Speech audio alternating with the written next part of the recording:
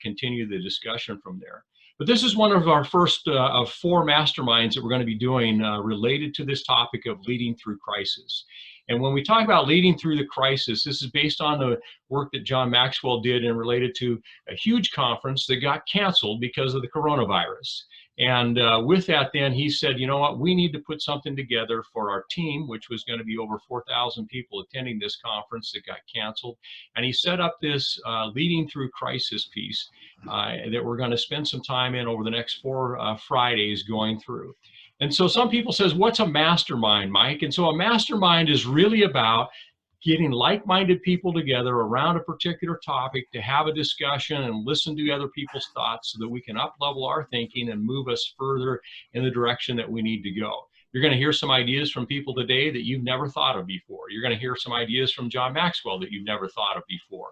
And so as we do that, our goal is that when you leave here today and the other following masterminds, that you leave with at least one thing, one nugget that you're going to be able to take with you and have that available to you to improve your leadership and the things that you're doing inside of your organization.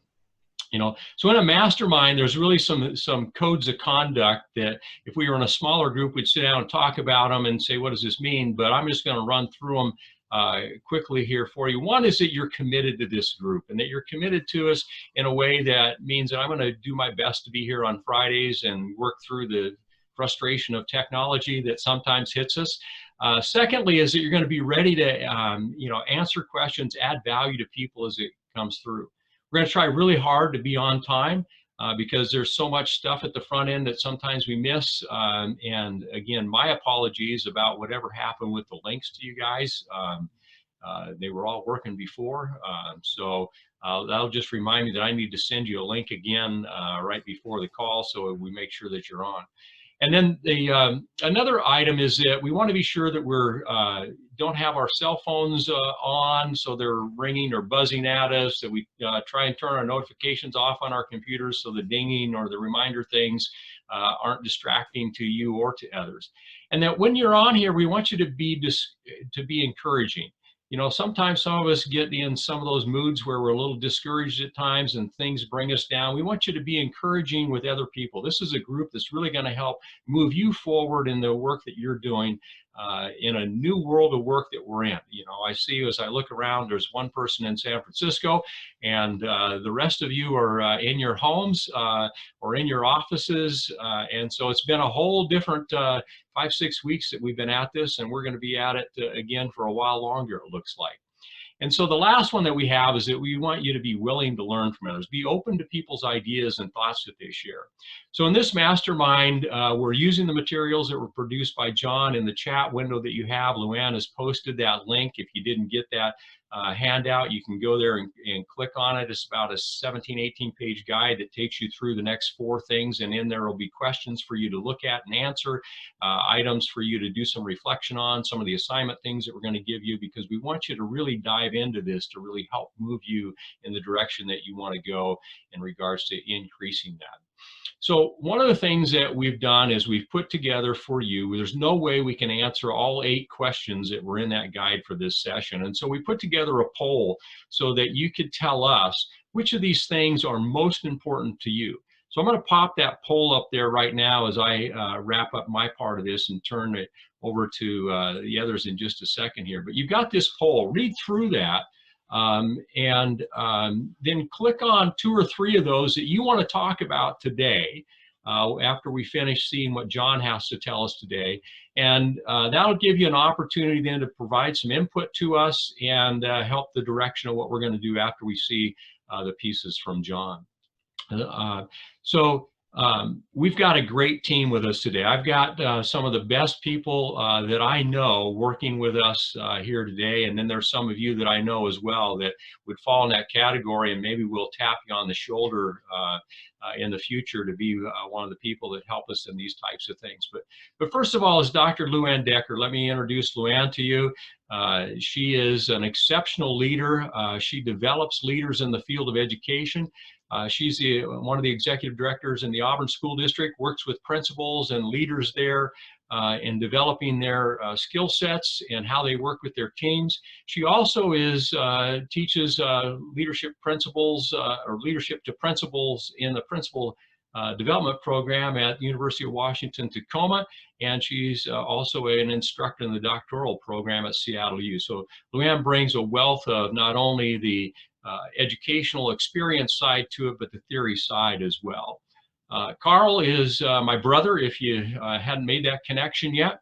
Karl is the president and CEO of WSRB Building Metrics and a keynote speaker and executive coach. And Karl is working with WSRB Building Metrics. They are a data solution company serving the insurance industry. And the next person I want to introduce to you is Dan Radloff. And Dan is the owner and president of Red Hawk Fire Protection Systems. It's one of the fastest growing businesses in the South Sound region in the construction industry. And he knows firsthand the impacts of the crisis that takes place because he's been dealing with that with his crew and teams since this started 4 or 5 weeks ago. So I'm going to turn it over to Dan. He's going to talk with us about the format of what our masterminds are. Dan? Good morning. Hope everyone's doing fine. I'm excited to be participating here for the next 4 Fridays, really because I want to learn from you. I know there's a lot of information you guys have, and I'm just excited to dig into that a little bit more. Today we'll be diving into our first session, which is called Defining a Crisis. Next Friday, we'll be talking about the battling distractions during a crisis. What? Oh, no, I'm busy right now. I mean, that seems to be my day, is constant distractions. May 1st will be the character in a crisis. And on the 8th, we'll be discussing real leadership in a crisis. So here's how the format will be for each week. We'll introduce the topic, introduction of the topic. We'll view a section of the video, and then we'll have open for discussion of questions. Okay, and so thank you, Dan. Louanne, do you want to tell us a little bit about how we communicate together? And so what we'd like to do is that if you have a comment or a question, I know some of the social distancing and not being able to connect with folks personally and face-to-face is hard on many of us. But what we'd like to do is that if you have a comment or something that just sort of pops in your head that you want to share, please go ahead and just use our chat room. I'll be monitoring that throughout our time this morning, and I'll make sure to kind of lift up those comments. And if you have a question, we would like you to use the hand signals that are at the bottom of your Zoom features. And if you want to just use the hand one, I know it normally means clap, which is great too. And Karl's modeling that for us. But that'll just mean like, hey, I have something that I want to say. And so those are the 2 ways that we'll have you communicate with us today, or if you have a question or follow-up. Welcome. yeah, and so what'll be interesting as we go through the discussion pieces, be patient with us because we're going to have you on mute, and then we're going to, unmute you and talk about the sequence of things. So maybe we'll see that, and I'm just using an example, and I'll use my team, that Karl's got a question, and then I see Louanne has a question. So I say, let's listen to Karl, and then Louanne, you're right after that. That's how we're going to try and facilitate this and keep this moving so you kind of are aware. And you should have control over whether you can mute or unmute your button. And so if you're on deck in the call, just be ready to unmute your button so that you're ready to make your comments. So Karl, you want to take us to the intro of what we're going to be seeing here this morning? Absolutely. Welcome, everyone. We're so excited that you're going to be part of this today. The video that we're going to start our discussion with has been viewed over 1 million times. It went viral after, I think it was 160,000 in the first day or two, and then it just went, it's that valuable, and I think you'll find that to be the case. But the key thing here is not just the information, but the information should lead to transformation. Information is just info if you don't do something with it. So one of the methods that we've learned from John Maxwell to anchor the learning is the ACT method. So in your notes, when you hear something today that really resonates with you and you need to do something about it, A is for action. Make a note in the margin. Just tell an A and circle it. And then when you come back to your notes, it makes your notes more useful. C is for change. I need to change that. And T, I need to teach that or transfer that to other people that I know so that they can get value from this as well. So it's a fantastic way just to anchor the learning. And we're very excited about this. As the discussion comes up, please jump in with just short bits of wisdom that you've gotten from this, from your own experience and from the video. This is the interactive learning part of it that's really going to be valuable. Our speaker, John Maxwell, for those of you who aren't familiar with him, has been ranked the #1 leader in the world by Inc. magazine and the American Management Association. His materials have changed my life over the last 20 years because they're really based and founded on some really solid principles that work. It's not theory, it's stuff that actually works. And so he's going to talk with us today about what perspective we can take on crisis that's both realistic, motivational, and inspirational that will help us to deal with this and help others deal with it as well as we move forward. So here's John.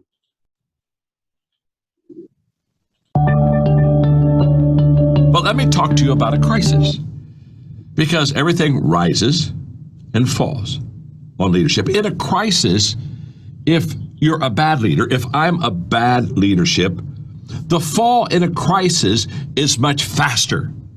It exaggerates in a negative way, because crisis has a tendency to exaggerate everything, positive or negative. And so in a crisis, if I don't lead well, instead of me just slowly taking my team down, I can fall pretty fast with them. Now, if you're a good leader during a crisis, it's not that same extreme in a positive way. Bad leadership, the fall is fast. In good leadership, the fall sometimes, or the rise is sometimes not much of a rise. Sometimes in a crisis, a leader's just holding everything steady.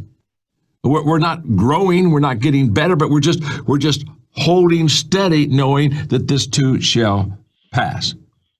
But everything rises and falls on leadership. And the main difference between good and bad leaders is most easily observed during a crisis. A crisis shows leaders up. A leader is supposed to show up in a crisis, but what happens is the crisis shows the leader up. Often I ask this question because it's always interesting to me, because my whole world is leadership. I'll ask somebody, why do you want to be a leader?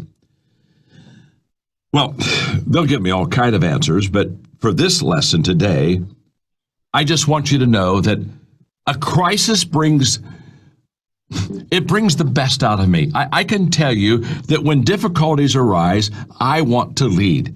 There are times when things are going really well, and to be honest with you, I don't really have to lead that much, or my team can lead and sometimes do much better than I do. But during a crisis, during difficult times, I look at this crisis and I say, I was born for this. This is my time. This is my moment to help people, to add value to people, because that's what I want to do. That's what I want to do for you today.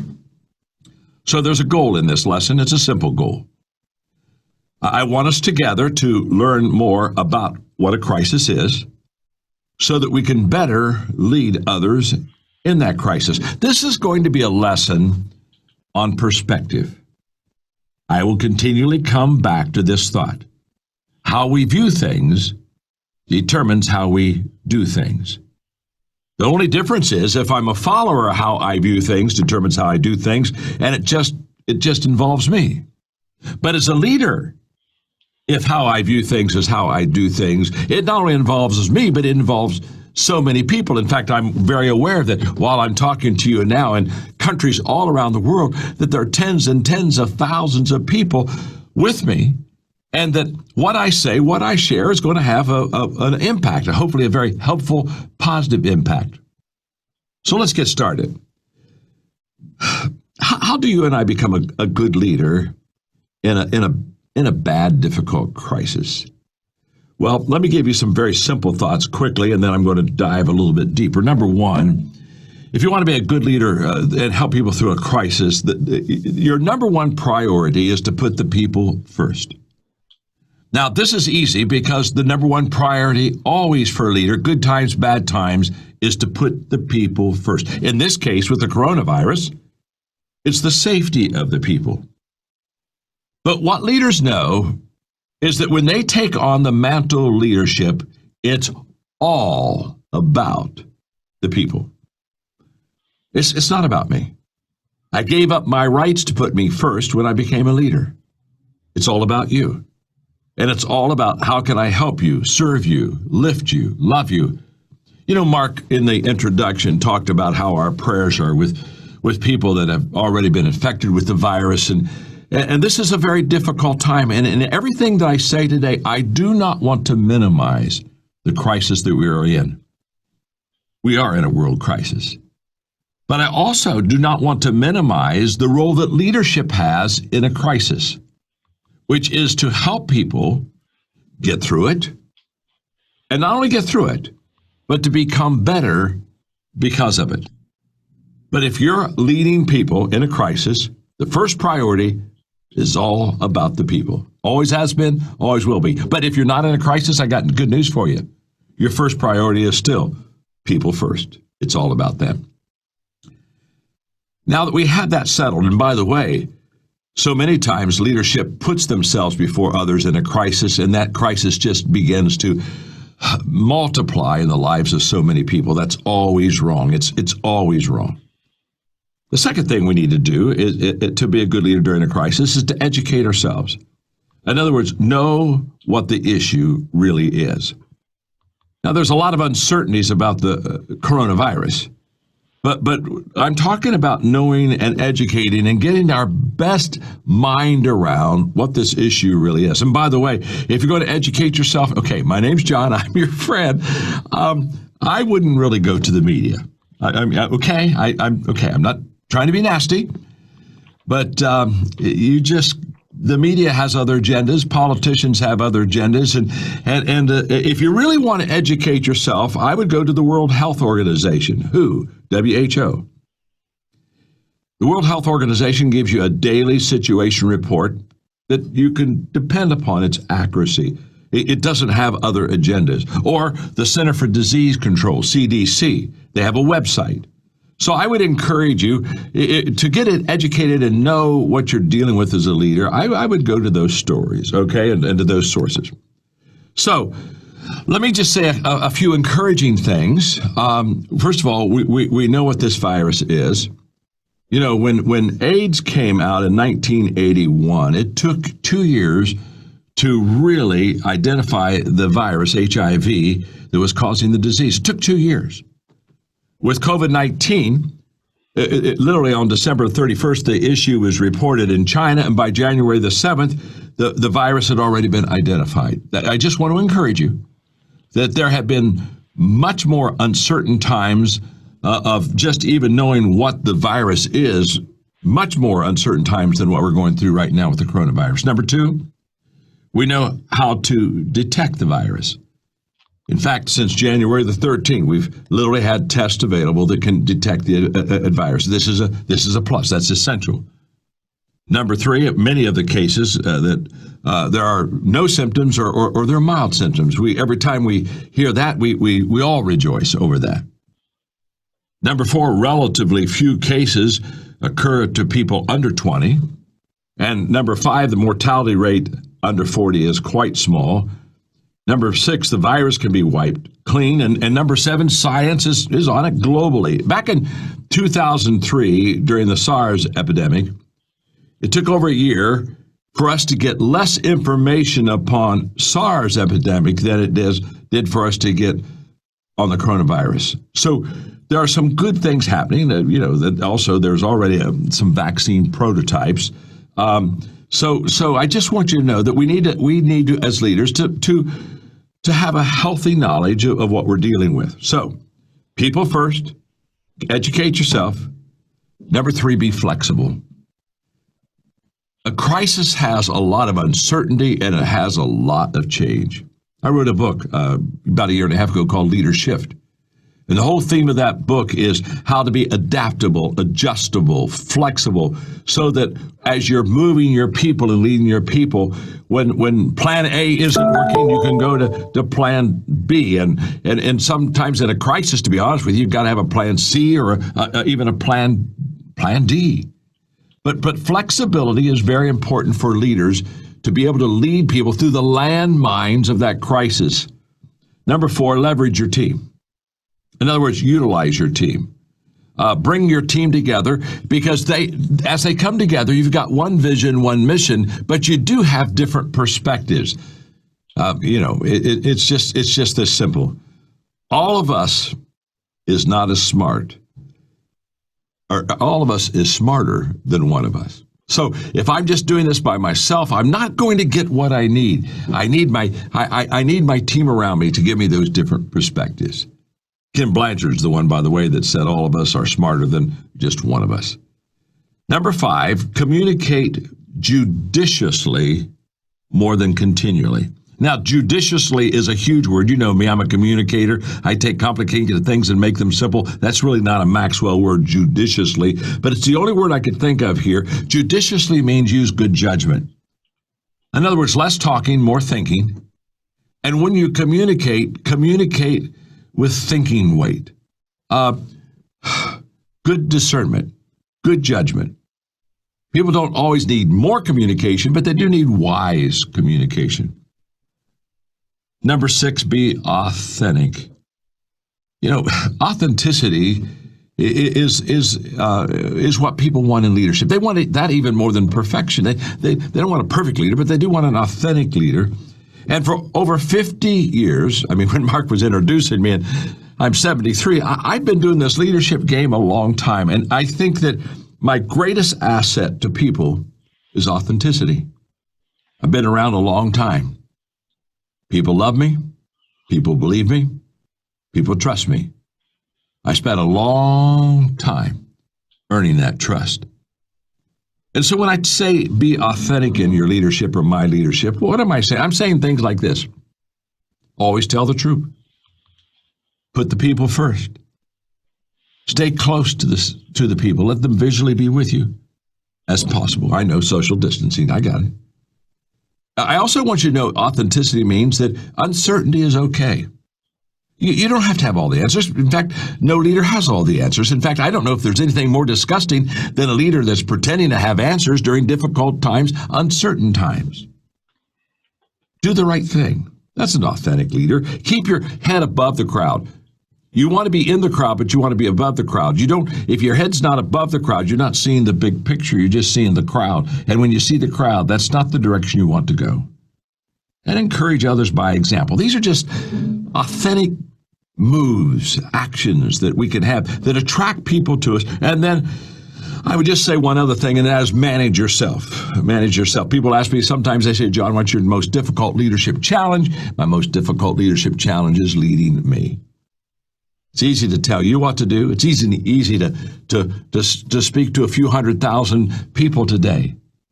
But just trust me, it's much harder for me to do the right thing. And so I'm doing my best to do the things I think right now during this virus are helpful, which is socially distancing myself from others, continually washing my hands, just doing the things that I know will help the process. I want to lead by example. Manage yourself so that you can lead your people. So now I want to give you 5 comments about crisis. I want us to see crisis in the right perspective. And in the end, I want us to see crisis through the eyes of a leader. But let me just give you 5 comments on crisis. Number 1 is a crisis is quite common. This is not the first crisis on earth. There's a tendency during a crisis. Here's what happens. There's a tendency during a crisis for a couple of things that happen that aren't positive. There's a tendency to think that it's never been this bad before. We're the only ones that have ever experienced this. And it's very possible for us to kind of over-exaggerate our place in history and the crisis that we're within in its place in history also. Now, I'm going to get back to that in a moment. I often teach, you've heard me teach, that there are no 2 good consecutive days in a leader's life. I just think that's true. I think leaders deal with too many issues, problems, that there's just never 2 easy days, problem-free days in any leader's life. But a crisis means that there's more than 2 bad days in a leader's life. There's a whole bunch of bad days in a leader's life, and they just keep coming, and they sometimes even pile on. But let's think about it for a moment. crisis is very common. Well, let me just take you back in the last 20 years. In the year 2000, do you remember Y2K? I remember. Oh my. Everything was going to go bad when we turned to the year 2000, and people were, saving food up and, just to be honest with you, doing all kind of crazy things. Back in 2000, we said, Y2K it's going to kill us all. We're all going to be in deep weeds. I can remember as a leader in Y2K, very clearly telling people that they were wrong, that it wasn't going to be that bad. In fact, I was in Jacksonville speaking to 2,500 leaders, and we were in a Q&A, and I had one of the leaders stand and say, John, what are you doing to prepare for Y2K? And I said, the only thing I'm doing to prepare people for Y2K or myself is to tell people it's not going to be like they think it's going to be. And he looked at me and said, well, what happens if you're wrong? Well, I said, then I'll come and live with you. You seem to have your act together. Now, let me just explain something to you. Back at Y2K, a whole bunch of people said the sky is falling. 2001, anthrax. Oh, it's going to kill us. Be careful not to open that envelope. 2002, the West Nile virus. Oh, that virus, it's going to get us. SARS was in 2003. How about the bird flu back in 2005? E. coli. Wow. 2006. Oh, my. The bad economy in 2008. It's the end. It's never been so bad. 2009, it was the swine flu. How about BP oil back in 2010? Okay, we're in trouble there. And then remember the Mayan calendar is talking about the end times? That was in 2012. How about 2013 when North Korea is going to kill us all?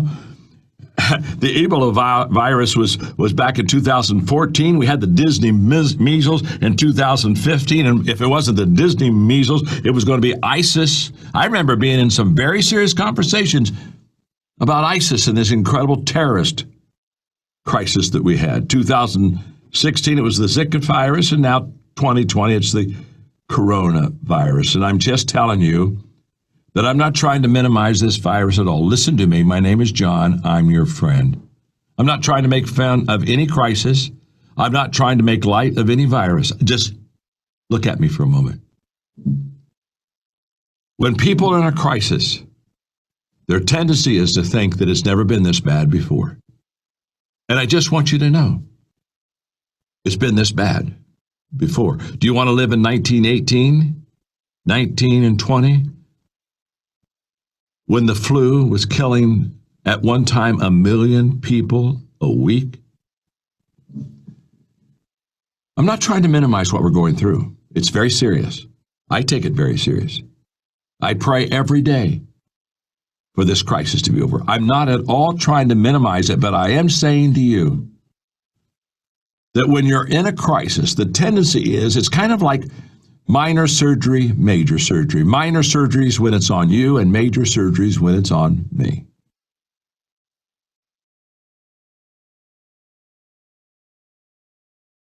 That's the way it is with a crisis. Minor surgery minor crisis was something that happened 10 years ago or 100 years ago. Oh my, but major crisis is what we're going through right now. And the reason I'm saying this is leaders, do not miss this point. Leaders always give a right perspective to people during a crisis. They don't always have the answers. There's a lot of uncertainty, but their perspective, a good leader's perspective, is what gives hope, security, and encouragement. So what is a crisis? Well, the dictionary says a crisis is a time of intense difficulty or danger. Got it. That's a crisis. In the medical field, if you ask them what a crisis was, they would say it's a turning point. When a patient is in a crisis, they're at a turning point where it's either going to get better for them or it's going to get worse for them. If you go just to the Greek and how they defined crisis was they said it's a decision. So I took the three, the dictionary, the medical, and the Greek words, and basically let me tell you what a crisis is. A crisis is an intense time of difficulty requiring a decision that will be a turning point. This is what a crisis is. It's an intense time of difficulty. That's what the dictionary says. Requiring a decision. That's what the Greek says. that will be at a turning point. That's what medical people say. And that's why I'm sharing with you how to lead through a crisis, because as a leader, we can make a difference. You see, Max Dupree said the first responsibility of a leader is to define reality. And the reality is, this is a crisis. We need to take it serious. We need to do everything in our power to make sure that we do the things that are necessary for us to be able to slow it down, stop it, turn it around. But here's what I know. Just like every other crisis in the world, there have been thousands of them, my friend. Thousands of crises. Like every crisis, the wisest man who ever lived was named Solomon. And what does Solomon say? This too shall pass. So back in 1918, when the Spanish flu affected 25 million people, and in 25 weeks they died, 25% of the world population was infected with that flu. Wow. Dark, dark days. This too shall pass. By the way, those words, this too shall pass, not only encourage us during a crisis, but they sober us up during the good times. Because in the good times, we want them to last forever. And I can tell you right now, when things are at the very best and your business is going great and your health is going great and your family is doing well, this too shall pass. Life never stays static. A crisis, it's common. Well, that's some good stuff from John.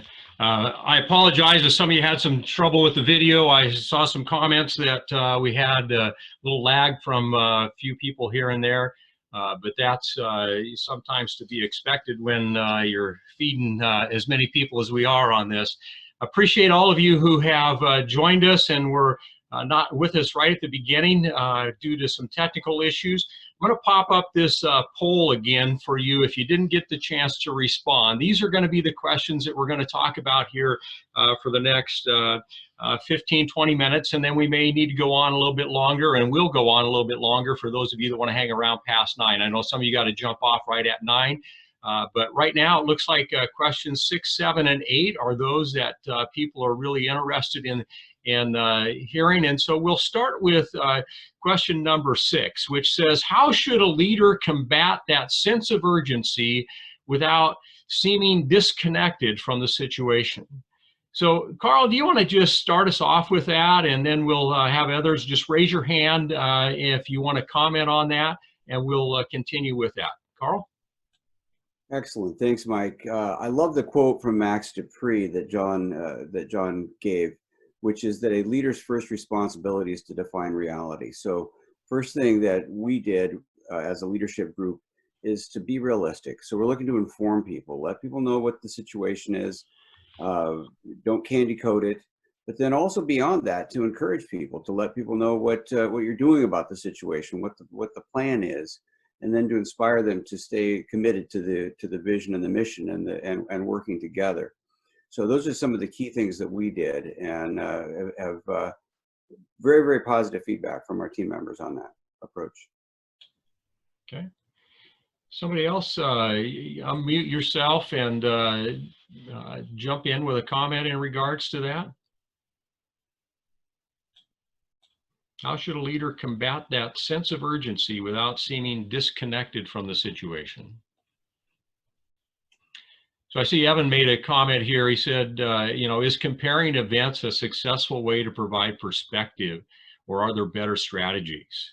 And during an event, it seems like that may leave folks feeling like their concerns are being minimized. So I think that ties really well in, Evan, to the question about, how do we combat that sense of urgency? So do you want to comment a little bit more about that, or take it from there and have others respond? And then after that, Megan's up. Okay. Sure. I was just curious during John's presentation there. I thought, again, he has a lot of wonderful information and content in there. But I'm not sure that, telling folks that, hey, we survived the Spanish flu 100 years ago is going to make them feel comfortable right now. Mm-hmm. So I was looking for strategies on validating those concerns and then providing focus from there, and some of the mechanics Right. of working with a population. So I think that's a great comment in regards to we need to make sure that we make people feel comfortable about the situation that they're in as best we can during a crisis, and that we do not minimize their concerns, but we figure out ways that we can address those concerns. And so I know in my own situation that, I tend to always look on the bright side of things and try and find the positives in it. And so for you, maybe one of the positive things are, what are you able to gain from this ability that we have now that we're isolated to our houses? What's the positive way to look at that with it? Megan, I know you had your hand up, so we'll go to you. Good morning. So to answer the question on how was it about perspective, kind of? Remind me what the question is. I was just re-answering. So the question was, how should a leader combat that sense of urgency without seeming disconnected from the situation? Thank you. I fall victim to that easily distracted train of thought. So I think one of the biggest things that has been helpful for me during this time has been maintaining that perspective and being knowledgeable about what actually is going on, so that when people say, because a lot of the concerns that I'm hearing from my team are things that have been shared in the media, which are skewed a little bit or inflated. And so I get a daily email bulletin from the Washington Department of Health, and it highlights what the WHO, what the CDC, what the Washington State has put out, and gives you all the links. And so then it takes me 5 minutes to filter through, like, this is the real stuff that's going on, and this is where I should put my energies. And these are the recommendations on how we can prevent some of these spread of disease, what we can do to be proactive. And Michael, I'm in the same boat as you, is that I want to look on the bright side of things, but this is, there's a lot of bad going on right now. So we can acknowledge that, and this is what we're going to do to combat it. So we can provide these masks. We've got the sanitizer coming out to your sites. We've got this going on, because my team is all still working on the front lines right now. So there's a lot of fear. Right. And Megan, for those that don't know, Megan is a director of a school district's child nutrition program. So they're serving meals to families each and every day. And thank you so much for taking the leadership and doing that for your community and your colleagues that do that on all the communities across the state. Someone else that you want to respond to that question about how should a leader combat that sense of urgency without seemingly disconnected from the situation?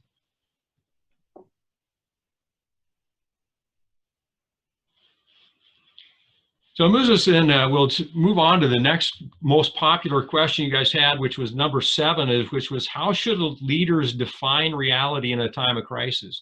What John said is he shared that quote from Max Dupree, is that it's a leader's responsibility to define the reality in situations. And so, as Megan was saying, sometimes we need to find the right sources for it. So what have you guys found that, helps you define reality in a time of crisis? Anybody want to speak to that? Louanne, maybe we'll start with you, and then you can, people can tag off of you with that. Thank you, Mike. And I also noticed both Jeremy and Jennifer wrote something in the chat as well, and really related to that. And I guess when I think about defining the reality, I kind of come back to one of the things John said this morning, which is it's about perspective. Mm-hmm. And for those of you that know the analogy of the beach ball, right? That beach ball that has a different color on every side. And when you're holding that beach ball, all you see is that blue side, right? Because that's the side you're holding. But that person on the right side of you sees the yellow, and that person across from you might see that green side. And so I think one of the things a leader needs to do to address a reality is also get a better understanding of what is the reality of their people. And you only know that through asking really good questions. And some of my favorite questions to ask people when I think that my perspective might just help me or might be too narrow is, what's the most important thing on your mind right now? And my second one is, what am I not asking you about that's really important to you right now? And what that does is it opens up the conversation instead of closing it, that I might inadvertently do as a leader, just because of maybe a narrow perspective.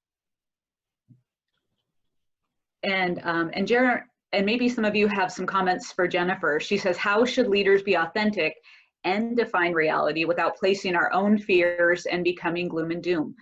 Their reality may not be the reality. Does anyone want to raise their hand and add something to Jennifer's thinking? While you're doing that, Kyle asked for you to repeat the second question that you asked. So the second question is, what am I not asking you about that's important to you right now? Yeah. Okay, good.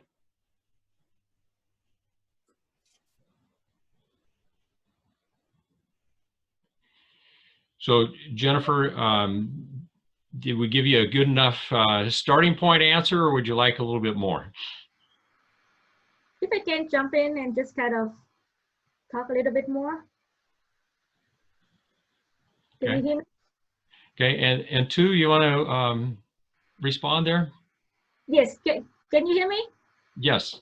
Yeah, sure. So for Jennifer's question, so I think, you know, the leaders need to be authentic, and it doesn't mean, and also like define reality without placing their own fear. I think as long as the leader are honest, you know, you can, you know, just admit that you still have own fear. It doesn't mean that, you know, leaders won't have any fear, but just to be honest, and then, you know, but then not panicking, you know, still remain calm and everything. But you know, it's okay to admit that we don't have all of the answers, like John said in the video. So I think just be honest to the people and kind of guide the people through this period. I think that's the key.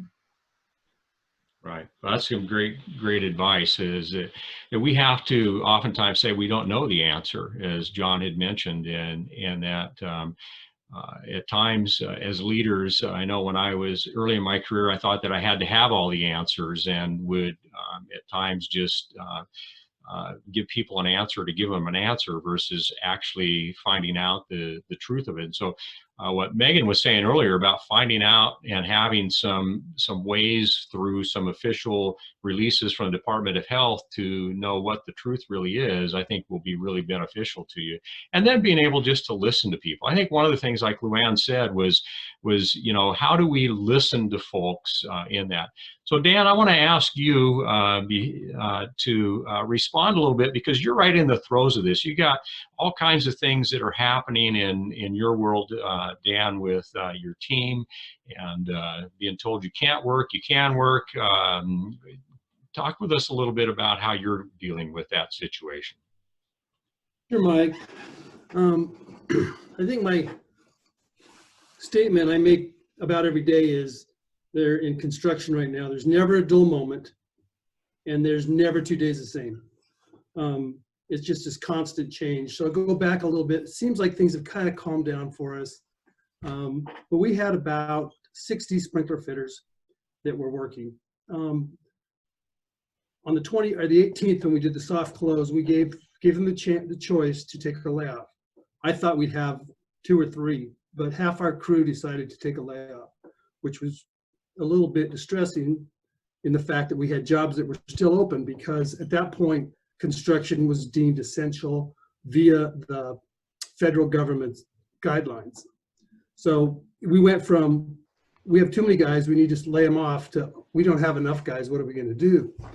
2 days later, the Washington State made a determination and deemed most construction non-essential. So now we have too many guys, and it was just this ping pong match going back and forth. And what was interesting is watching the reactions of some of our leaders and some of our superintendents throughout that, because the swing went from one side of the fence to the other within hours. And one of the questions was, one of the lessons from the experience can you share is, sometimes overreactions are worse than no reaction. And what I have to do in this time is not drink 3 cups of coffee and be sitting on the edge of my seat trying to pounce on the next crisis to come up with a quick answer. It's to be a little more reflective, and what's been said is gathering information, getting good information, and not reacting to something you heard or somebody said something or secondhand information. It's just, there's so much of it and it's going so fast. But yeah, it's been a real challenge. I'm probably busier now than I've ever been. And on top of that, you have other, things you're involved with, trying to stay in tune and touch with people that you know. But I think the mindset that you realize this is a chapter and this too will pass, and you just take it one day at a time. That's all you can do. And when it comes to trying to figure out the whole thing, you just have to realize that you can only deal with the cards that are played for you that day, and tomorrow will be another day and it has its own set of problems. But if you deal with the moment and keep your eyes on the future, but deal with the moment and not get too overwhelmed with what might happen. Quit thinking about what could happen, because usually what you think doesn't happen anyway. So that's how I've been working through this. It's been fun. Good. Well, I think that really helps us and leads us into this last question that we have is, how should leaders communicate that reality to their teams? And so Dan's part of what his communication to us has been that every day is going to be different, that it's not going to look the same tomorrow as it does today because we're getting new information all the time. Anybody want to share with the rest of the group in regards to how maybe you're communicating with your team? I see too that you're got your hand up, so we'll start with you. Is your hand up? There you go. Actually, this is from last time. Oh, okay. I don't know how to. I got it. I got you covered. There you go. So maybe Karl, you can share a little bit about how you're communicating with your team, because you're all remote, aren't you? Yeah, we're very blessed in that we have the ability to do everything we were doing before remotely. We had a disaster preparation plan we've been working on for a couple of years. We put it into, if a big earthquake were to strike Seattle, we put that plan into action. And so we're fortunate in that. But the difficulty, as you all know, is that even though this is pretty awesome compared to just a conference call, it's still challenging. So we're continuing to do our regular meetings. We do a weekly, we've got a weekly leadership meeting that we do. Each of the leaders is making contact with their team members more frequently. And every 2 weeks, we're doing an all-team meeting in this kind of format to make sure that we're covering some good info, making sure people know what's happening with the company and what our plans are for the future, making sure they have the tools and resources that they need, and then answering questions. We do a Q&A. The other thing that's really popular is that we started all off with a shout out. Let's shout out for each team member, for various team members who have done something extra mile. And so we did 20 minutes of that the first week, and I think it was 12 minutes last week, where somebody says, I want to give a shout out to Rob because he met me at South Center to give me a new computer when mine wasn't working. And you just do that, and it creates this, it lifts everyone to know that people are in this together and are helping one another. And so start it with shout outs, end it with Q&A. It's been a really good way to keep people together and focused. Good, good. Well, thank you. We're right at, or almost at 9 o'clock. I want to share with you what our, being a former teacher, I got to give you a homework assignment. And so I'm going to share with you what that assignment is here. And so it'll pop up on your screen in just a second here. Here we go. We'll share that with you. And so now I can't read mine because I shared it, but I'll look down here. Here we go. So what I'd like you to do is list 4 to 6 ways that you as a leader can get helpful, accurate data and insights from trusted sources. I think this is going to help you, and one of the things that Megan gave us some of that already today. The second piece is I want you to invest like 5 to 10 minutes in reflection on today's lesson. So on page 9 of that guide that you have, there's some questions there to kind of walk you through that. So spend about 5 or 10 minutes going through that. And then when we get together next Friday, we're going to start with those questions, and we'll again do a little poll to find out the ones that people have the most engagement with, and then we'll share those together so we can do some additional interactive learning with that.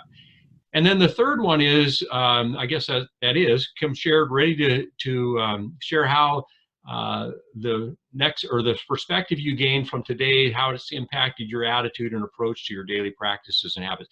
So getting together as a group, how's that helped you out? So we'll send this out to you on email so you have that, and it'll come to your link.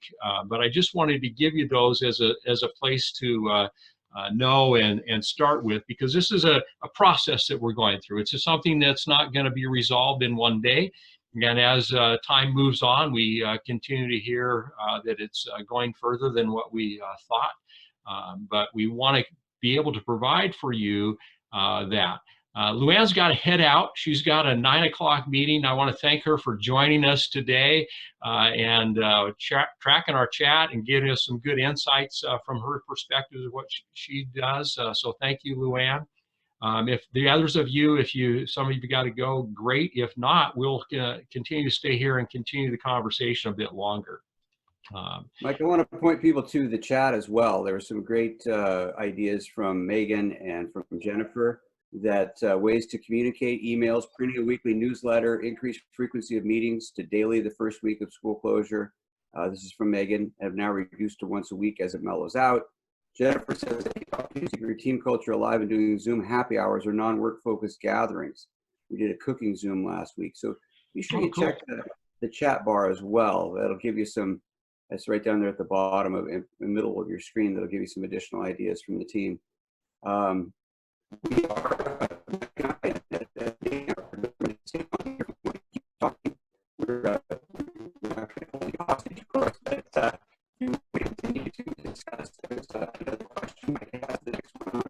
on the list that we can dig into, and so anybody who wants to stay, we will keep rolling.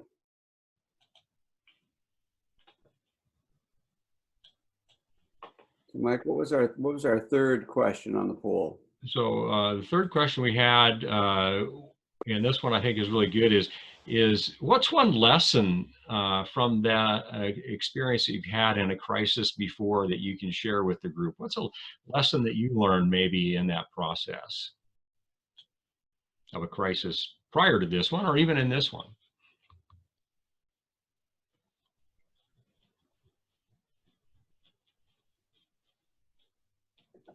So, Jeremy, because you get to work with young people in a youth group situation. Jeremy is a youth pastor at a Calvary Community Church in Sumner. And what are some of the things that you're learning through this and working with families and kids?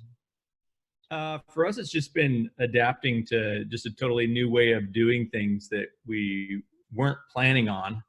We plan to miss, getting together every once in a while, but having to rush things together and just being really adaptable. And I was just amazed at how quickly the kids, the students adapted to it. It's been harder on our adults that help out and trying to get them to, navigate these new ways of engaging with students. But the kids, they jumped in right away, and we've got at least probably about 75% of our group is continuing as if things are normal, and just looking forward to the Tuesday nights when we gather together with a YouTube video, and then we follow it up with Zoom for all of our small groups. And it's been that's been really successful for us navigating through this. So, and it's just been the constant communicating as much as possible with everyone that we can through as many different forms, email, text, phone calls, and just letting people know that they're cared for. Yeah, good.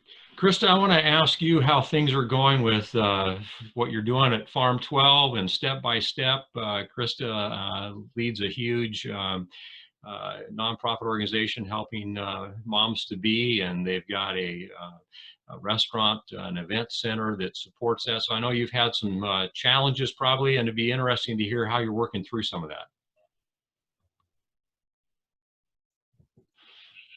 Well, hi.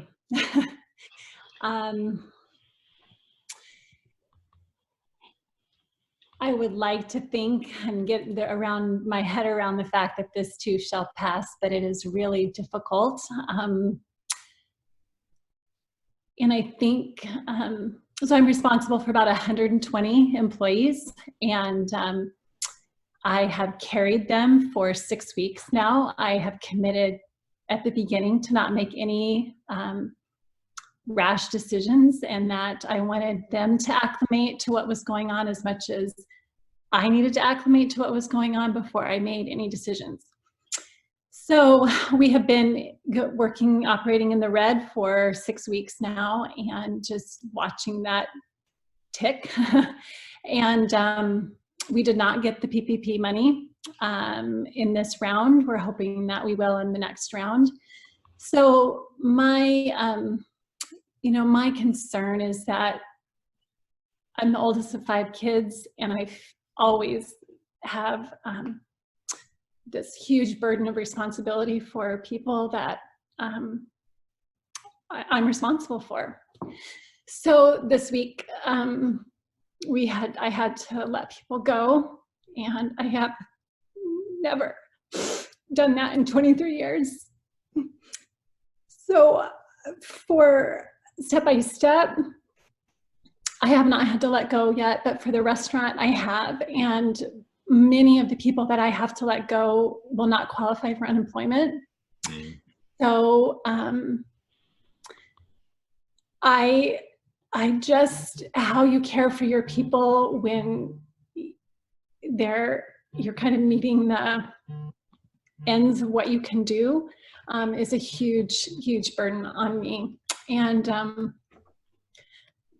the longer this goes, the harder it is. If we were to qualify for that PPP money, this would be a different conversation for me. But I don't know. I don't know. Next week we might hear there's another round of funding, and I can reinstate everybody and not even have to have them go through unemployment. But I'm just, it's been really hard. Yeah. So Evan, I'm not familiar with the FFCRA that you put up here. Can you share a little bit about that? Maybe that would help Krista with some of the things she's dealing with. Yeah, the Family First Corona Relief Act it's actually managed by the IRS, I believe. You can provide up to 80 additional hours of Corona-related leave, and I can't get too much in the legality of it. I'm not the expert there. I can only make recommendations. But you can qualify for a dollar-for-dollar tax reimbursement on your 2021 taxes or tax break. If you just Google FFCRA, you'll find that. Okay, cool. And that's for organizations, I believe, for small businesses. It's one of the things under the SBA that's out there as well. But is that for nonprofits or is that for for-profits? I don't know off the top of my head. And we don't need to, I don't want to get into any situation where we're borrowing money to stay afloat. That is not a position I want to get into. So, any loan related things I'm not at this point interested in. But I just have, I'm just really struggling with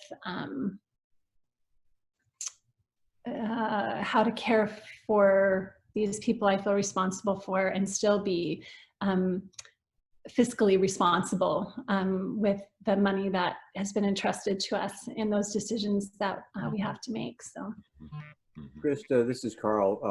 You may be familiar with Brian Reynolds, who owns the Anthem coffee shop here in Puyallup as well. He did a Kickstarter as a way to invite people to help his employees, and so that's for some of us who are having, like I mentioned, we're blessed to be able to keep going. We want to find ways to help, and providing that environment might be a way to do it. Yeah, and I gave to that Kickstarter, but I don't think it did very well. As I've watched it, it was maybe, I think he was asking for 25,000, and he maybe got a couple thousand, which was good. I just, like, everybody's in that same boat. So we have a lot, and that has been the other thing that I have been so amazed at people's generosity, and I've been able to distribute it regularly with people who've given us their stimulus checks, customers that have come in and just turned over their stimulus checks to servers, we have had a lot of generosity, and I really am able to, on a first-hand basis, kind of be the liaison between a donation and someone I know that needs it. And so as much as I can, I am doing that. And I am not in a position, like I just had to make these decisions as of 2 days ago, and I'm hoping that something turns around and we're either able to see the light at the end of the tunnel where we can reopen and we can start giving people hours again, or you know, we're able to find that. Did anybody here qualify for the PPP funds? Dan, did you apply? You're muted, Dan. I know, I'm muted. We applied to 5 banks. Our first bank told us, yeah, we probably won't see anything because they're a huge bank. So we just started hitting all the banks we could. Our application's been accepted on, I think, 3 of them. But, you know, there's so many steps, you don't know what step you're in. You're step 10 of 30, or you know, in the queue. So there's just not a lot of good information. I'm coming from even the big banks. The littler banks seem to be a little easier to deal with at this point. Well, I was to the point, we have a personal relationship, like I'm sure you do, with our banker, and thought, you know, it would be a no-brainer that we would get that. And after everything that's transpired in the last 2 weeks, I thought this whole thing was kind of a joke. But my husband, who is also a contractor, was paying his bills yesterday, and the money appeared in his account. And he's with US Bank. And so he went through the application. It was completely, everything was electronic, nothing was personal. And then yesterday, he, to his surprise, got the money. And so it is happening for some people, just not for the majority. So I don't know, nobody else has, anybody else applied, and what's your experience been? Or is that? I know some folks that have applied and have been told that they will receive the money. I hadn't heard anybody receiving it yet.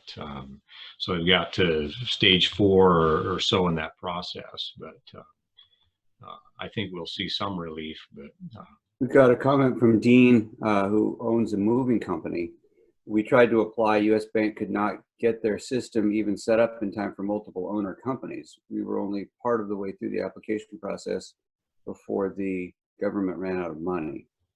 That's Dean's comment. Well, my husband's with US Bank, and he could not believe, he doesn't even know how it happened.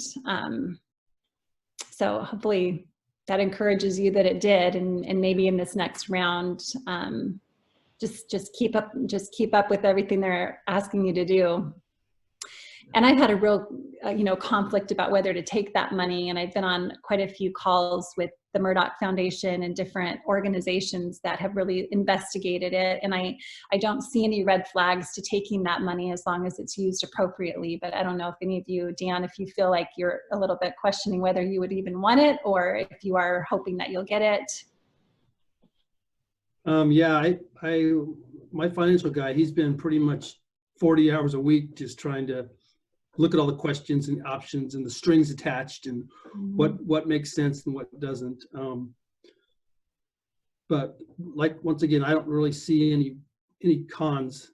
I mean, they're all pretty pro as far as, you know, getting the money and using it appropriately, and you have X amount of time to pay it back, and the interest rate's really, really good. And you know, it sounds too good to be true, and maybe it is for most of us. Well, hopefully we wouldn't have to. Hopefully, it converts to a grant as long as you use it. right. You know, for the If appropriate employees and use it for certain things. Mm-hmm. Yeah.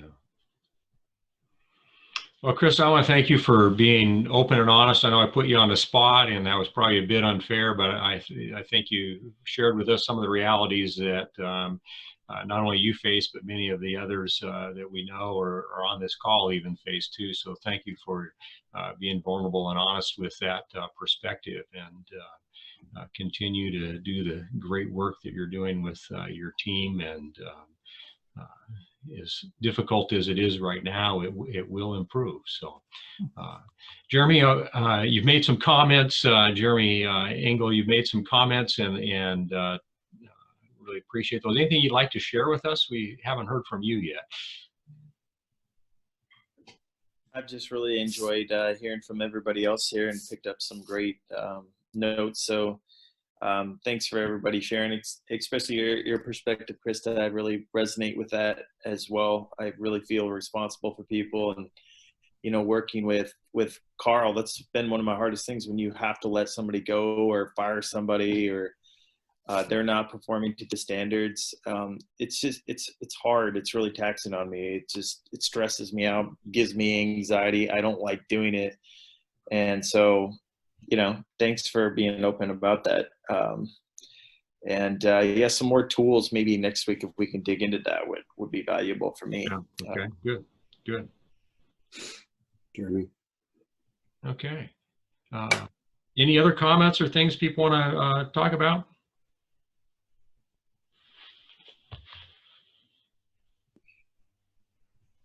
It would be nice to get some resources for that we're talking about, because one of my comments mentioned it is hard to find truth, because it doesn't seem like there's any integrity in media or brands that you're supposed to trust, or sources that you're supposed to trust, and there's such a conflict between what you're hearing from one viewpoint to another viewpoint.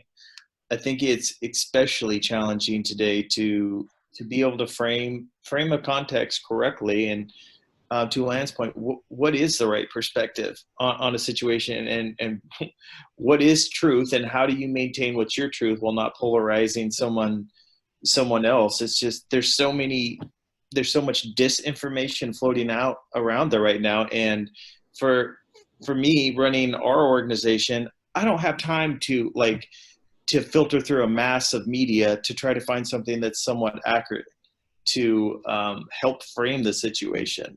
So it's certainly challenging, and I know that there's so many theories floating out there right now that there just seems to be so much division. And how do you not negate some other's perspective without having the time to fully, authenticate information to start with, and at the same time not polarize other people's perspectives in it? Yeah. Well, I'll do a little work here to see what we can maybe pull together. I appreciate Evan sharing some stuff about the CRA stuff with some questions. So in the comments, you can see he's posted a link in there that can be helpful too. And if there's other things that you can forward our way, if Megan, if you would be as kind to email me the link that you get from WHO or the Department of Health, then we'll put that in there for people too, so that they can access that same link and be able to see some of that information. And so really appreciate you guys being on the call here today. One last... Can I just ask what Jeremy, what's your role? What's your... Jeremy Engel or Jeremy Wambach? Jeremy Engel. I run that company. I'm the CEO. Okay. Thank you. Good. All right. Well, we'll be sending you out then the homework assignment. Some of the links that we have will come with that too.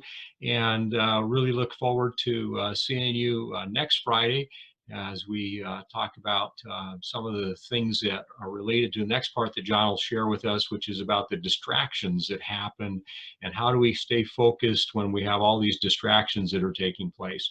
So again, encourage you to look at page 9 and do that reflection activity in there, and then look ahead to the questions that will be for next Friday. And we'll see you next Friday at 8 o'clock in the morning. Thanks so much. Have a great rest of your days. Thanks, everybody. Great to see you. Thank you. Thank you.